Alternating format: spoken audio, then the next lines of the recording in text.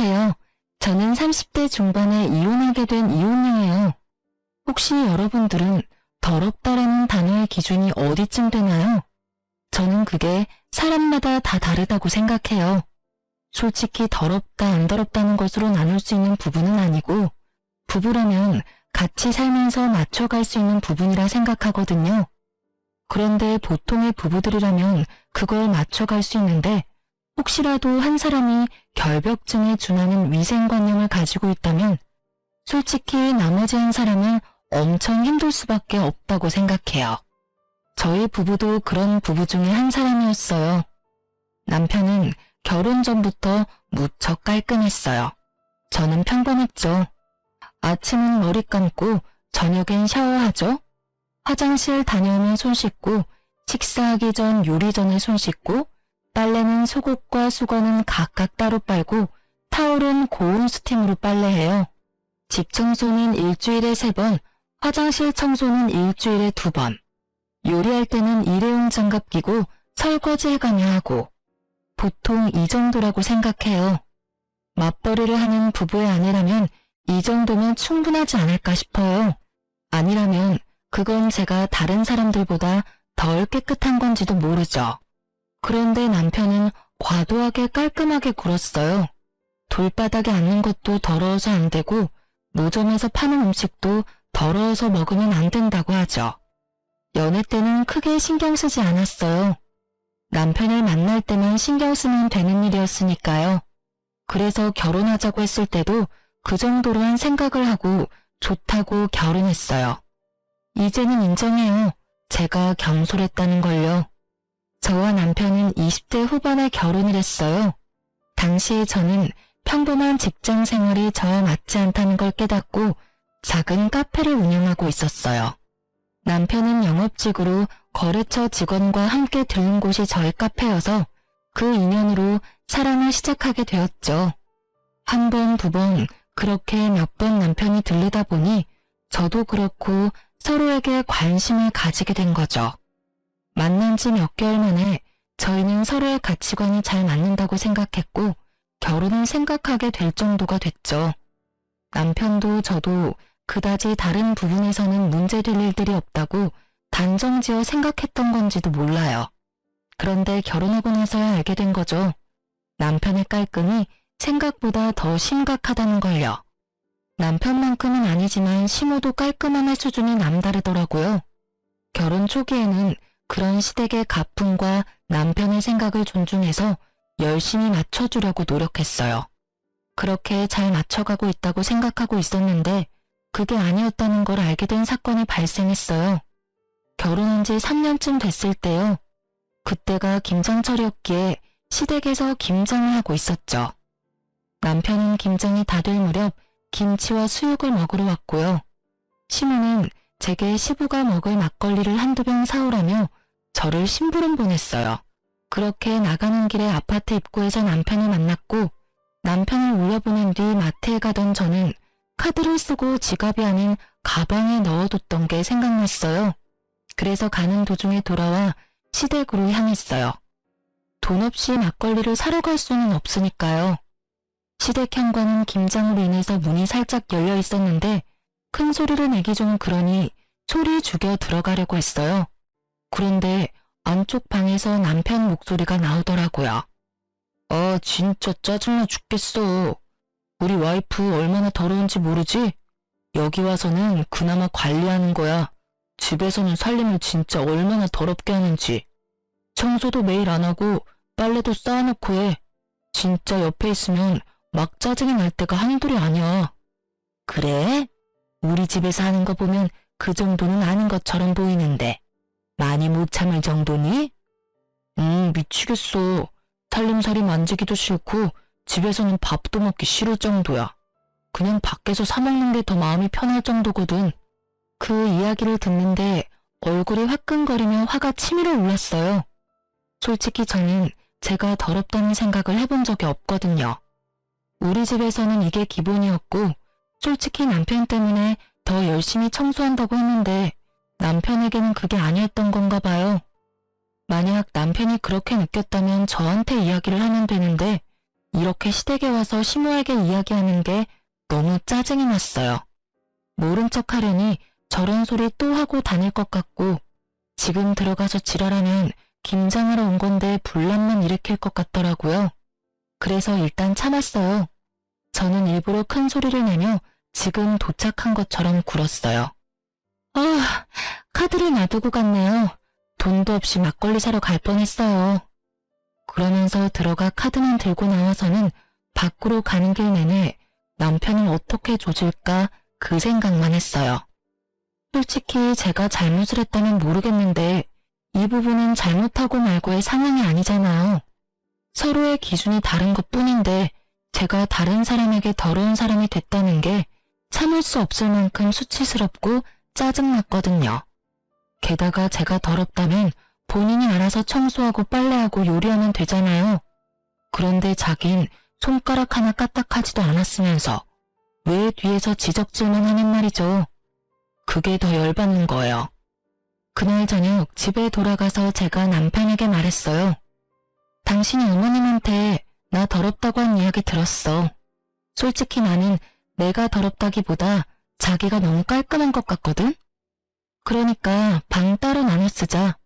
그리고 이제 앞으로 각자 알아서 살림해. 그래야 당신 눈에 거슬리지 않을 거 아니야. 당신은 당신 방만 신경 쓰고 나는 내 방만 신경 쓰고 그럼 됐지? 남편이 당황한 표정으로 저를 보며 변명하더라고요. 그 말 들었어? 아니, 나는 그런 의도로 이야기한 건 아니고 조금 거슬린다는 생각으로 한 이야기인데. 그러니까 당신이 3년 동안 얼마나 힘들었을지 내가 잘 알겠어. 그러니까 따로 하자고. 그래야 당신 마음에 들고 나도 덜 피곤한 거 아냐. 저의 강경한 말에 남편은 어쩔 수 없이 고개를 끄덕였어요. 그럴 수밖에 없죠. 저는 한 점도 물러설 생각이 없었거든요. 이번에 이 상황을 풀지 못하면 앞으로도 계속 그런 불평불만을 듣고 살아야 할 테니까요. 그리고 손 하나 움직이지 않는 남편에게 제가 얼마나 힘들게 살림을 하고 있는지도 보여줄 생각이었죠. 그날부터 저는 모든 걸 혼자 했어요. 요리, 빨래, 청소 전부 제 것만 했어요. 절대로 남편 몫은 따로 하지 않았죠. 그렇게 일주일 정도 지나니 남편이 말하더라고요. 설마 방만 따로 쓰는 게 아니고 살림도 따로 해야 하는 거야? 당연하지. 솔직히 내가 여태까지 생각이 짧았어. 당신이 그렇게 생각한다고 한마디만 나한테 해줬어도 내가 미리 이렇게 살림을 나눴을 건데. 아, 그 음식 먹지 마. 내가 한 거야. 더러워서 어차피 먹지도 못할 거 뭐하러 억지로 먹으려고 해? 그러지 말고 사서 먹거나 밖에서 먹고 와. 시간 되면 당신이 만들어 먹던지. 저는 최대한 담담하게 이야기했어요. 이야기하면서도 화가 났지만 참았죠. 화를 내면 아무것도 바뀌지 않을 거라고 생각했거든요. 제 말에 남편은 잠시 음식을 바라보더니 지갑을 챙겨 밖으로 나가더군요. 그렇게 저와 남편의 각자 생활이 시작됐어요. 그러다 남편이 못 참겠는지 2주 정도 지나니 저한테 말하더군요. 여보, 당신이 화가 많이 난 건 알겠어. 그치만 빨래도 안 해주면 내가 일을 어떻게 해? 그 부분은 당신이 알아서 해줘야 하지 않을까? 해주고 싶긴 한데 내가 해줘도 당신이 그걸 더럽다고 생각하면 내가 하는 것보다는 당신이 하는 게 더 낫지 않을까? 그리고 굳이 왜 내가 해줘야 하는데? 당신도 집에 돌아오면 빨래 돌릴 시간 정도는 있잖아. 어차피 둘 다 바쁜데 알아서 하자. 나도 요즘엔 바쁘거든. 그치만 그게 마누라가 해야 할 일인데 그럼 밥이라도 좀 해줘. 사 먹으니까 너무 돈이 많이 들어. 밥은 더더욱 안 되지. 내가 해준 밥 맛있게 못 먹지? 그냥 당신이 해서 먹어. 당신 손으로 해 먹어야 확실하고 깨끗하게 느낄 거 아냐. 괜히 남이 해주는 밥에 이렇다 저렇다 말할 필요 없이 그냥 자기 식사는 자기가 알아서 해 먹자. 남편은 자기가 무슨 말을 하든 제가 더러우니까 안 된다는 말만 듣게 됐죠. 그리고 그날 저녁 남편은 반찬을 바리바리 싸들고 집에 돌아왔어요. 시모가 만든 반찬이었죠. 남편은 제가 해주지 않을 걸 알고 시모 반찬을 가져왔어요. 식사만이라도 제대로 하고 싶었나 보더라고요.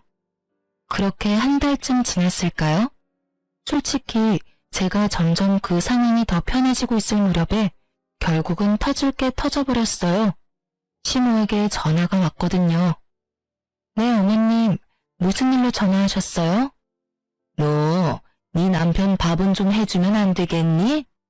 어떻게 애가 매번 우리 집에 와서 반찬을 얻어가? 걔 반찬 신경 쓰는 것도 하루 이틀 일도 아니고. 어머님, 죄송한데 남편이 제가 살림을 더럽게 한다고 저번에 어머님께 말씀드렸잖아요. 그 뒤로 아무래도 제가 잘못하고 있는 것 같아서 살림을 따로 살고 있어요. 저야 밥 해주고 싶지만 상대방이 더럽다는데 어떻게 계속해주겠어요? 그것도 못할 짓이죠. 제가 그 말을 꺼낼 줄 몰랐던 시모가 살짝 당황하더라고요. 그 말을 들었니? 아니, 걔가 그런 의도로 한 이야기는 아닐 거야. 그리고 너도 우리 집에서는 얼마나 깔끔하게 잘하는데 걔가 워낙 별나서 그러니까 네가 이해하고 넘어가. 그래도 싫다는 거 계속할 수는 없잖아요. 그렇다고 남편 깔끔이 하루아침에 해결될 일도 아니고 그냥 이렇게 지내다 보면 어떻게든 타협점을 마련하겠죠. 제가 원하는 대답을 내놓지 않자 시모가 남편을 좀 바꿔달라고 하더군요. 저는 남편을 불러서 핸드폰을 내밀었어요. 남편이 의아한 표정으로 핸드폰을 받았죠. 여보세요?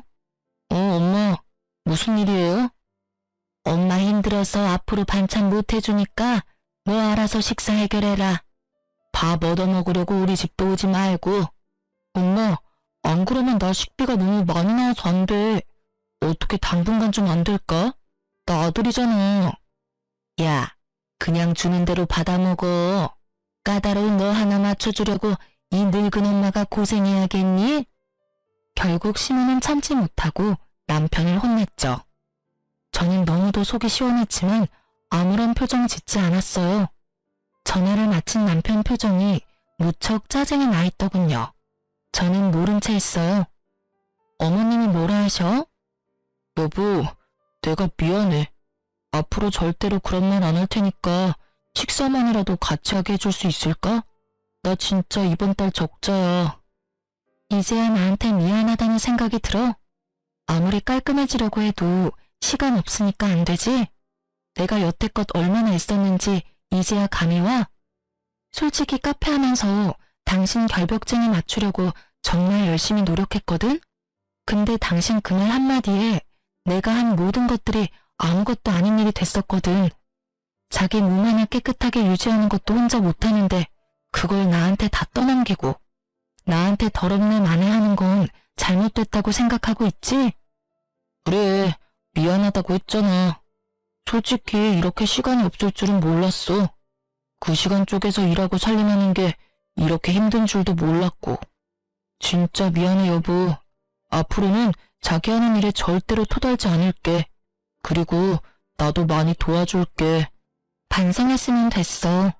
앞으로는 서로 본인이 할 수 있는 걸 남한테 미루지 말고 자기가 원하는 걸 요구하지 말고 스스로 할 수 있도록 약속하자. 우리가 앞으로 같이 살 날이 더 많이 남았는데 벌써부터 이런 일로 문제 생기면 안 되잖아. 그리고 나한테 말하고 싶은 건 나한테 직접 말하도록 해. 다른 사람한테 말해서 일 크게 만들지 말고. 알았지? 남편은 제 말에 격하게 고개를 끄덕였어요. 본인도 힘들었을 테죠. 이렇게 저희는 극적으로 타협점을 찾게 됐고 더 이상 서로를 탓하지 않기로 했어요. 다만 남편이 제게 한 더럽다는 말은 여전히 가슴속에 콕 박힌 가시처럼 불현듯 저를 콕콕 찔러댔어요. 그렇게 한 번의 태풍이 지나가고 잠잠해졌다고 생각할 때쯤 이보다 더 큰일이 일어났어요. 그래요. 이번에는 참을 수 없는 일이었죠. 평소에 저는 대중교통을 이용해요. 어린 시절에 교통사고를 당한 적이 있어서 차를 사용하는 게 영 꺼림칙한데 그날은 피치 못할 사정으로 차를 써야 해서 남편 차를 잠깐 빌렸거든요. 게다가 그때는 남편이 자주 주말 출장이 있던 터라 어렵게 빌린 거였어요. 그렇게 남편이 차를 타고 가방을 조수석에다 놨는데 어떤 차가 급하게 끼어드는 바람에 급정거를 했고 제 가방이 굴러떨어져서 결국은 안의 내용물이 완전히 다 쏟아져 내렸어요. 결국 저는 한숨을 쉬며 차를 휴게소에 주차하고 조수석 바닥을 정리했죠. 그러다가 우연히 발견했어요. 여성용 바디로션을요. 제가 사용하는 브랜드는 아니었고 남자 차에서 흔히 발견될 물건은 아니잖아요. 그냥 립밤이나 핸드크림 같은 거였으면 직장 동료나 고객을 태웠다고 생각할 수도 있었을 테지만 바디로션이에요. 1박을 할 거라는 생각이 없으면 보통 챙기지 않는 물건이죠. 저는 순간 머리에 찬물을 뒤집어 쓴 것 같은 기분이 들었어요. 그렇지만 이걸 들고 남편을 추궁할 수도 없었죠. 확실하지 않잖아요. 그래서 일단 증거를 잡을 때까지 모른 척하기로 했어요. 그런데 차를 몰고 집에 오는 내내 온갖 생각이 다 들더라고요. 설마 아니겠지. 그럴 리 없을 거야. 그런데 이게 왜 여기 있나? 최근에 주말 출장이 너무 잦았어. 이런 생각들요. 집에 와서도 남편 얼굴을 제대로 못 보겠더라고요. 보고 나면 화가 울컥 날 것 같았거든요. 그러다 남편이 하루는 술에 절어 들어온 날이 있었어요. 남편을 옮기다가 떨어진 핸드폰을 들고는 벌벌 떨며 확인을 했어요. 설마 있을까 싶었는데 설마가 사람 잡더군요. 카드사 어플에 떡하니 오늘 모텔에 갔던 내역이 있었고 지우지 못한 카톡 내용도 그대로 있더군요. 오빠 잘 들어가. 사랑해. 벌써 보고 싶다. 이런 내용이 오늘 하루 사이에 다 있었어요. 저는 모두 캡처하고 제 핸드폰으로 동영상을 찍어서 증거도 남겼어요. 그리고 저는 남편의 SNS를 통해서 그녀의 SNS 주소도 알아냈어요. 그날 저녁 그 상간녀의 SNS를 보는데 정말 미쳐버리겠더라고요. 그 여자가 여행 갔다고 한 날짜들은 모두 빠짐없이 남편의 주말 출장 날과 겹쳐 있었어요. 게다가 남편임을 짐작 가능한 사진들을 보니 잠도 오지 않더라고요. 주말인 다음 날은 카페에는 중요한 날이었고 어쩔 수 없이 뜬 눈으로 밤을 지새운 저는 이른 아침 카페로 향했어요. 아침에 침대에서 제 속도 모르고 쿨쿨 자는 남편을 보니 한 대 때려주고 싶었지만 참고 일하러 갔어요. 그런데 오후에 남편이 술에 깨서 제 카페로 찾아왔더라고요.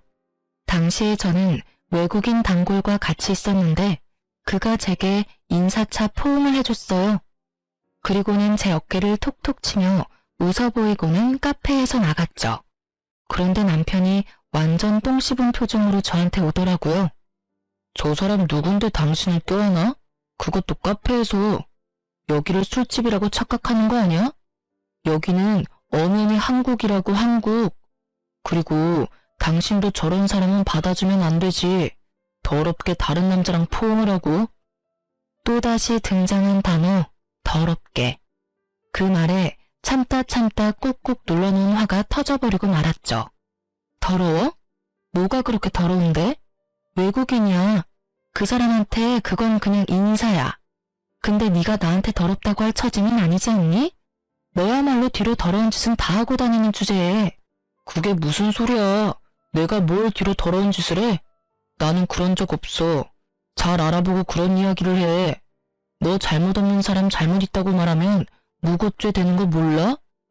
죄가 없어야 무고죄지. 죄가 있으면 무고죄가 아니지 않을까? 내가 모를 줄 알았어? 너 차 안에 여자 바디로션 떨어져 있더라? 툭 튀어나온 바디로션 이야기에 남편의 눈동자가 갈 곳을 잃었어요. 제게 어떤 말을 할까 싶었는데 첫 마디는 발뺌이었습니다. 직장 동료가 흘리고 간 건지 고객이 떨어뜨리고 간 건지 나도 몰라. 그런 거 가지고 지레짐작하는 거면 주말마다 출장 가는 거, 그 여자 만나러 가는 거 모를 줄 알았어?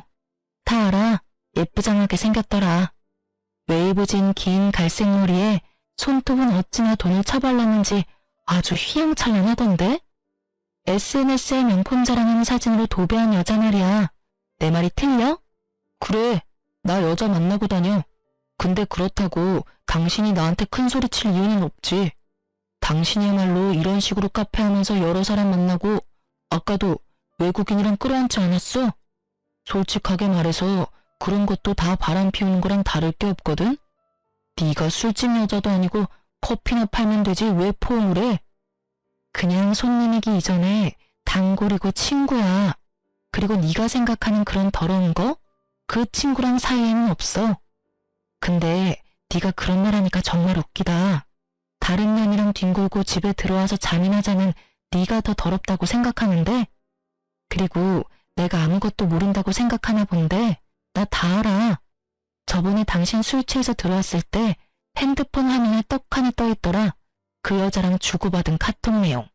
술에 떡이 돼서 지우는 건 잊어버렸니? 너 지금 나더러 더럽다고 했어?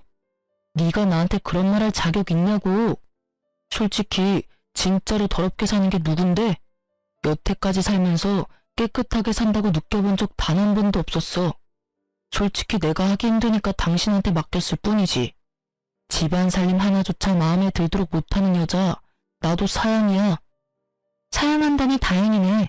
우리 이혼해. 나도 지긋지긋해. 새로 사귀는 여자가 얼마나 깨끗하게 굴지는 모르겠지만 당신 그 까다로운 입맛 잘 맞출 수 있었으면 좋겠네. 결국 저희는 제 카페에서 피 터지게 말싸움을 해버렸어요. 참으려고 했는데 참을 수가 없더라고요. 똥 묻은 개가 겨 묻은 개 나무란다고 누가 누구한테 더럽다는 거예요? 다른 여자랑 할 거 다 하고서는 집에 와서 내 옆에서 잠을 잤다는 것 자체가 이미 더러운 일이거늘. 불행인지 다행인지 남편과의 관계는 그 여자가 생긴 뒤로 한 번도 없었어요. 저놈이 감히 저를 탓할 수나 있어요? 그리고 사양이라니 제가 하고 싶은 말을 왜 자기가 하는지. 유책 배우자는 남편이고 모든 원인이 그쪽에 있는데 피해는 오롯이 저 혼자 받고 있었어요. 그렇게 남편과 이혼을 이야기하고 저는 남편 집에서 나올 준비를 착실히 해가고 있었어요. 친정이 워낙 멀어서 지금 당장 나와서는 갈 곳이 없었기 때문에 어쩔 수 없이 꼴도 보기 싫은 남편님과 함께 보내야 했어요. 이틀 뒤에 시모가 전화가 왔더라고요. 흥분한 채로 제게 따지더라고요. 예, 너희 이혼하게 됐다며? 도대체 무슨 일이야? 서로 잘 맞춰 사는 것 같더니 왜 갑자기 이런 일이 생겨? 그 사람이 이유는 말 안 해주던가요? 뭐 다 네 탓이라고만 하더라고. 카페에서 외간 남자 만나고 다니고 자기한테는 신경도 안 써준다고 그러던데. 그런 거면 얘 당분간 일 그만두고 관계를 회복할 생각을 해야지. 이 나쁜 놈은 시모에게도 이혼 사유를 정확하게 말하지 않았더라고요. 어머님, 저희 헤어지는 이유는 그 사람이 다른 여자가 생겨서예요. 저한테는 남자 같은 거 없어요. 단골 외국인이 저한테 인사하려는 거 보고 전화를낸 거고요. 근데 남편은 이미 다른 여자랑 몰래 만나고 있는 거 저한테 다 들켰거든요. 그 이야기를 듣던 시모는 잠시 말을 못 잇더니 딱 한마디 하고 전화를 끊더라고요. 아이고, 내가 나설 일이 아니네. 알아서 너희들끼리 잘 알아서 해결해라. 남편이 그렇게 민감하게 굴 때마다 뒷수습했던 건 시모였던지라 이번에는 뒤치다꺼리하고 싶지 않았나 보더라고요. 발을 슬그머니 빼더니 전화를 탁 끊어버리셨죠. 그렇게 시모의 전화통화를 끝내고 평소보다 늦은 퇴근을 해서 집에 돌아왔어요. 그런데 현관에 아주 굽이 높은 하일이 놓여있더군요. 중문을 열고 들어갔더니 거실에 남편과 그 여자가 앉아있더라고요. 그 두 사람을 보는데 가라앉았던 화가 터지는 것 같았어요. 우리가 이혼 소송 중인 건 맞지만 적어도 지가 인간 새끼라면 소송 중에 상간녀를 집안까지 데려오는 건 피해야 하는 거 아닌가요? 그런데 아주 당당하게 둘이 어깨동무하고 소파에 딱 붙어앉아 영화를 한 편 보고 있더라고요. 어머, 오셨네? 어쩌죠? 오늘은 저도 여기서 놀다 갈 건데. 어차피 이 집 우리 그이 집인데 당신이 좀 나가주면 안 될까요? 어차피 불청객이잖아요. 이혼도 곧 할 마당에. 안방마님 역할에 심취해 저는 저한테 비꼬는 말을 하는 상간녀를 보고 있자니 제 안에 잠자고 있던 투쟁 본능이 깨어나는 걸 느낄 수 있었어요. 아직 이혼은 소송 중에 있고 법적으로 아직은 부부예요. 서로 신뢰나 애정이 깨졌다고는 해도 법적 부부 사이니 한 집에 살아야 하죠. 그리고 그 어디에도 소송 중에 상간녀를 집에 데려올 수 있다는 법 같은 건 없어요. 그 이 집? 재산 분할이 되기 전까지는 여기는 제 집이기도 해요. 객이면 객답게 찌그러져 있으세요. 시답지 않게 많이 냄새 그만하시고요.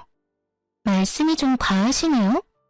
하긴 남편 빼앗긴 유부녀가 얼마나 히스테릭한지 안 봐도 뻔하죠. 다른 여자한테 남편 뺏긴다는 경험이 그렇게 흔한 경험은 아니잖아요? 저는 잘 모르겠는데요. 마누라 있는 남자 꼬셔서 남의 가정 파탄내는 상간녀가 무슨 생각을 하는지. 제가 당한 일이 그리 흔한 경험은 아닌데 그쪽은 남자 뺏긴 여자 심정을 잘 아는 걸 보니 많이 뺏어보셨나 봐요? 제 버릇 걔 못 준다고 남의 것 뺏는 여자는 평생 남의 것 뺏고 살잖아요. 이번이 처음이라고 말할 수는 없겠죠. 아니 이 아줌마가 보자 하니까 처음이고 아니고 당신이 뭔 상관이에요? 그리고 남자 뺏긴 쪽이 나쁜 거지. 그러게 관리를 잘하지 그랬어요? 아무리 남자 뺏긴 게 분해도 그렇지 어떻게 다른 사람한테 그런 모욕적인 말을 할 수 있어요? 남자 뺏겨서 분하다뇨? 앞으로는 깔끔 떠는 척 오만상하더니 뒤로는 와이프 몰래 여자 만나서 할 거 다 하고 다니는 더러운 새끼는 제 쪽에서 사양해요. 둘이 짝짝꿍이 잘 맞는 것 같으니 잘 사세요. 내 눈에 안 띄는 곳에서 상간소송 위자료나 갚으면서요. 결국 저와 말다툼이 끝나지 않자 남편님은 그 상간녀를 데리고 밖으로 나가버리더군요. 남편이 나가고 나서야 꼿꼿하게 서 있던 제 몸은 무너졌어요. 저 나쁜 놈이 벌써 집에 상간녀를 당당하게 들일지 상상조차 못하고 있었거든요. 그 뻔뻔함과 똥배짱에 저는 여러모로 타격이 컸어요. 그래서 그날 저녁 부랴부랴 짐부터 챙겼어요. 그러고는 제 카페로 갔어요. 카페에는 다행히 휴식을 취할 수 있는 작은 쪽방이 있었거든요. 그곳에서 잠을 자며 저는 상간녀의 SNS를 살폈어요. 그런데 몇 장의 사진에서 이상한 걸 발견했어요. 그 여자는 주로 남자랑 같이 있는 사진을 꼭 얼굴만 보이지 않게 찍어서 올리거든요. 몇 장의 사진에 찍힌 남자가 제 남편이 아닌 것 같더라고요. 그래서 의아하게 생각하고 있었죠. 특히 한 장은 너무 이상했어요. 식사 자리였는데 해산물이 가득한 식탁이었거든요. 그런데 남편은 해산물, 즉 갑각류 알레르기가 있었거든요.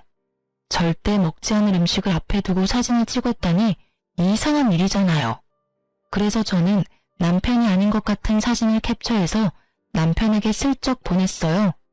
그러고는 언제부터 갑각류를 먹게 됐냐, 여태까지 나 속인 거냐 하고 문자를 보냈죠.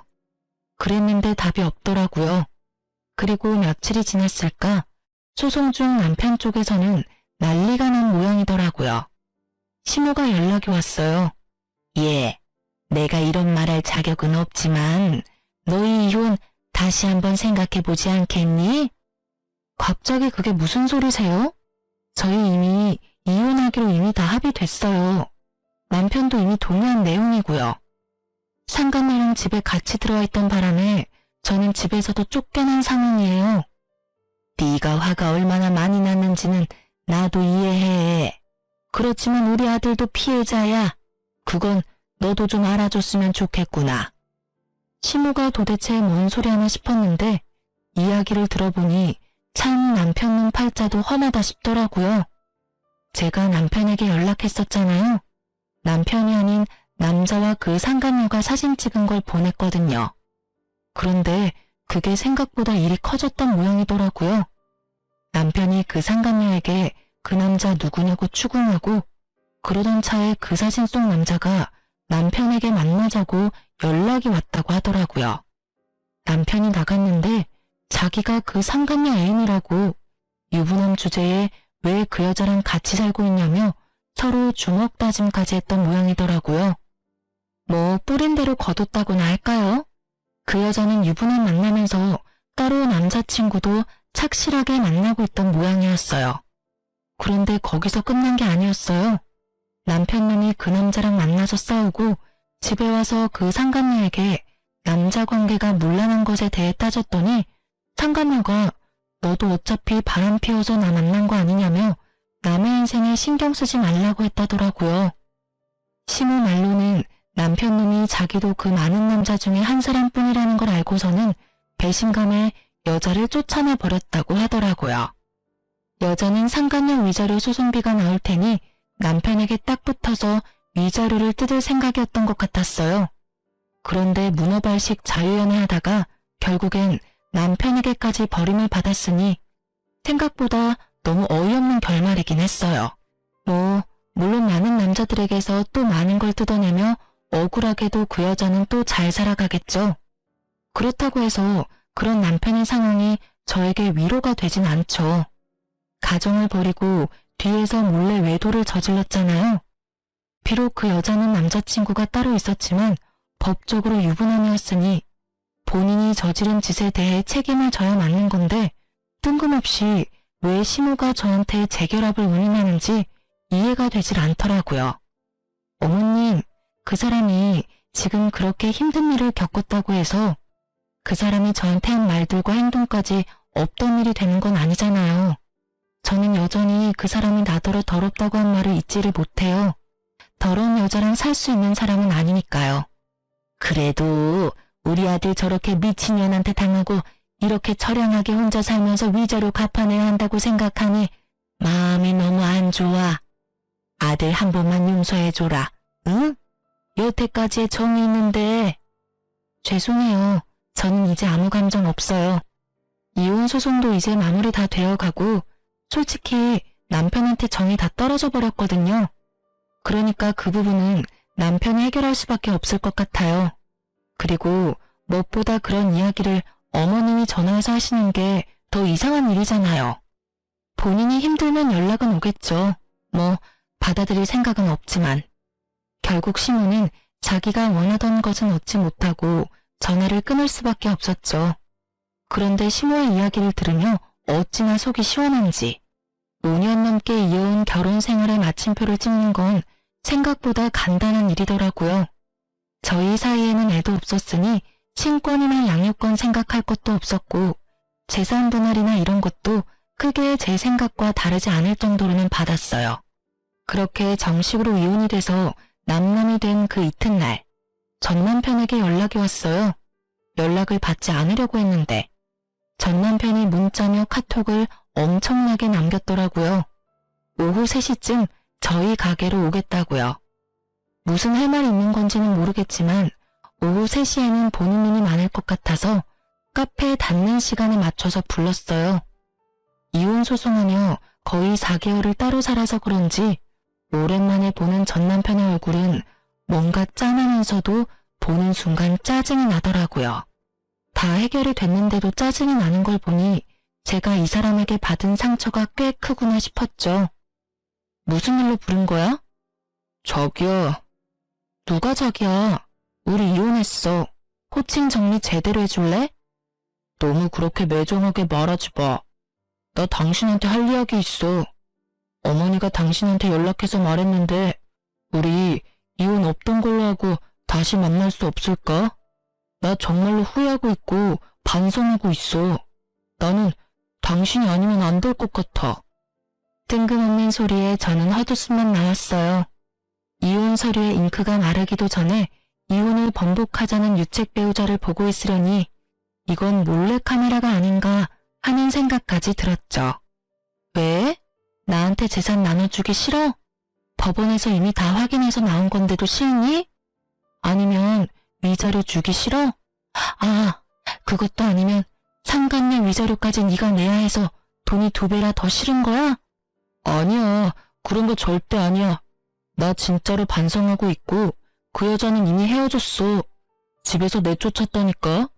진짜로 제대로 반성하고 있다고. 물론 이혼하기 전에 헤어졌다면 이렇게 힘들지는 않았겠지만. 저는 시모에게 사정을 대충 들어서 상간녀의 양다리 때문에 헤어졌다고 생각하고 있었어요. 그래서 한껏 비꼬아주기로 했어요. 상관녀랑 왜 헤어져? 상관녀랑 그렇게 사랑해서 나랑 이혼하고 그 여자 만나려고 한 거 아니었니? 그때 바람 피운 거 알았을 때 당신 나한테 미안하다 한마디도 안 했어. 발뺌하다가 확실해지니까 어쩌라고 하는 식으로 나왔지.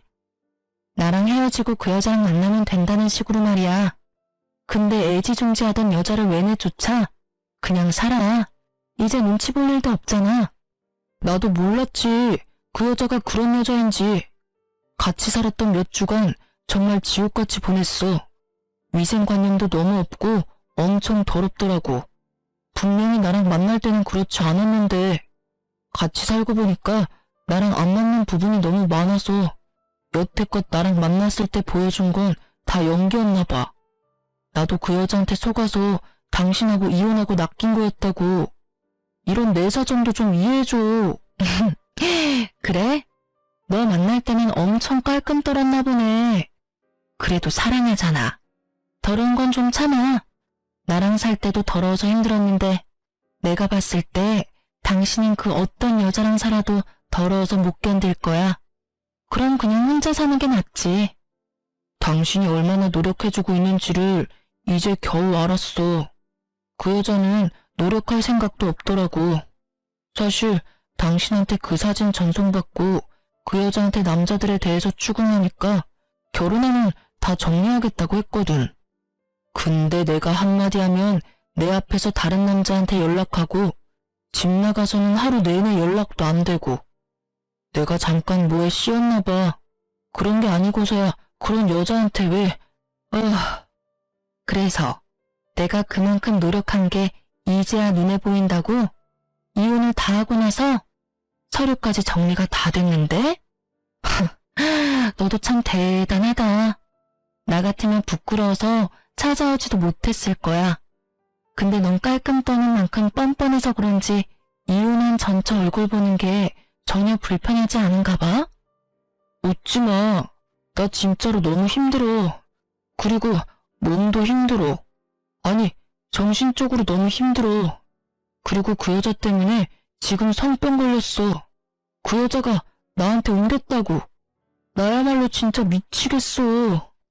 그 이야기 듣는데 제 귀를 의심했죠.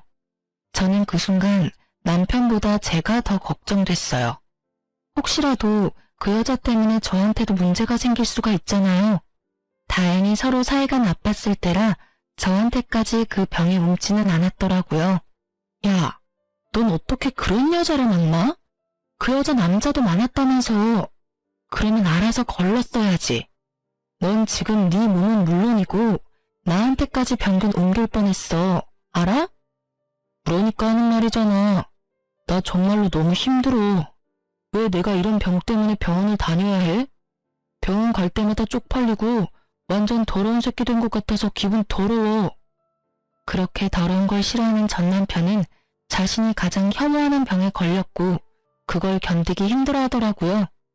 아니 누가 그런 짓을 하래요? 네가 스스로 네 몸을 힘들게 한 걸 왜 나한테 와서 하소연이야? 그리고 너 병 걸려놓고는 나한테 와서 재결합 운운하는 건 더 미친 짓이라는 생각 안 들어? 미안하다고. 그러니까 사람 한 번만 좀 살려줘. 나 이러다가 진짜 스트레스 때문에 죽어버릴지도 몰라. 지금도 스트레스로 탈모도 오고 있고 식사도 제대로 못하고 있다고. 당신이 옆에 있으면 나 진짜로 편해질 것 같아. 응? 제발 사람 하나 살려주는 셈 치고. 남편은 제 소매를 꽉 잡고 놓아주지 않았어요. 저는 그런 남편을 보며 혀를 찼어요. 그리고는 단호하게 남편 손을 쳐내버렸어요. 야, 이 더러운 새끼야. 바람 피우기 전에 그런 걱정을 먼저 하지 그랬어. 어디서 감히 나한테 다시 만나자는 미친 소리를 짓거려? 한 번만 말할 거니까 잘 들어. 나는 너처럼 아랫돌이 잘못 눌려서 병이나 걸리는 더러운 남자랑 살기 싫으니까 2번 다시 찾아오지 마. 혹시라도 병 나았다고 또 찾아오지도 말고. 난 당신 병이 싫은 게 아니고 당신이 한 행동이 싫은 거거든. 그렇게 매몰차게 이야기하고 저는 남편에게서 떠나왔어요. 이렇게 허무하게 헤어질 사이였으면서 저한테 미안하다 한마디 없이 둘이 함께 살림 차리겠다고 여자를 데려와 떵떵거렸다니. 게다가 그렇게 깔끔 떨며 사람을 힘들게 만들었으면서 본인은 불륜 한 번에 자기가 제일 혐오하는 성병까지 옮아서 끙끙거리고 힘들어하고 있으니까요. 자기 인생 제 손으로 지옥으로 만든 사람하고 영 끊고 사는 게 속 편해요. 그런 사람은 다른 사람마저 지옥으로 끌어들일 사람이니. 게다가 정말로 반성했다면 저한테 돌아오라고 말하면 안 되죠. 반성을 안 했으니까 돌아오라고 같이 살자고 징징대는 거라고 생각해요. 이런 놈은 애초에 걸러야 하는데. 짧지 않은 세월 동안 이런 남자도 남편이라고 데리고 산 제가 참으로 대단하다는 생각을 잠깐 했네요. 나중에 전 남편이랑 상간녀 소식을 전해 들었어요. 전 남편이 자기가 그 상간녀 때문에 모든 걸 잃고 화가 난 나머지 상간녀를 사귀는 남자들, 특히 자기랑 주먹 다짐한 남자를 찾아가서 상간녀 때문에 더러운 병에 걸렸다며 이악 물고 말해줬대요. 결국 그 상간녀와 사귀던 남자들도 상간녀에게 따지고 한바탕 난리친 뒤에 그녀에게서 다들 떠났다고 해요.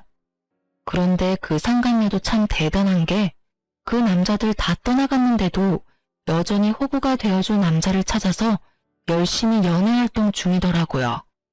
그래도 SNS 들어가 보니 예전만큼 풍족하게 살고 있지는 못하더라고요. 그 여자 인생도 자기가 열심히 그렇게 만든 거겠죠. 본인 손으로 무덤 팠잖아요. 싱글인 남자만 만나고 다녔어도 그럴 일 없었을 텐데. 유부남을 만나고 다녔으니 그 여자 이야기 듣고 나니 더 이상 그 여자에 대해 궁금하지 않았어요. 못 살고 있는 거 확인하니 마음이 편해졌거든요. 이혼했을 때는 제 인생이 힘들어질 수 있다고 정말로 그렇게 생각했어요. 이혼녀 타이틀을 달고 있으면 누군가에게 비난받을 수도 있다는 생각도 했죠. 이혼했다는 소식을 들으면 사람들은 누가 잘못했나부터 생각하잖아요. 그럴 때 가해자가 되기도 싫었지만 그렇다고 피해자가 되는 것도 싫었어요. 자존심 상하는 것도 그렇지만 모르는 사람이 동정심 가득한 눈으로 보는 것도 싫었고요. 하지만 지금은 그런 동정심이 실은 동정심이 아니라 걱정이라는 걸 잘 알아요. 혼자 있는 제가 걱정된 친구들은 지금도 주변 사람들 만나보라고 소개팅 시켜주곤 하거든요. 이 나이에 결혼 한 번 실패를 한 제가 그런 거 하지 않겠다고 할 때마다 친구들은 너 아직 인생의 반밖에 살지 않았다고 너도 행복해질 자격이 있다고 말해줬어요. 행복해질 자격. 누구나 가지고 있지만 저한테는 이제 없는 거라고 생각했거든요. 누가 나를 사랑해 주겠냐는 식으로 비관적인 생각만 했는데 주변에서 그렇게 말해주니 정말 고맙더라고요. 그리고 그런 친구들의 걱정과 도움으로 저는 새로운 연애를 시작하게 됐어요. 처음이 아니라서 더 조심스럽고 더 신중해지는 건 어쩔 수 없는 것 같아요. 상대방도 이혼남이라 더 그런 것 같고요. 첫 연애 때는 많은 걸 숨기고 잘 보이고 싶은 마음에 좋은 면만 보여줬는데 이번에는 그러지 않아요.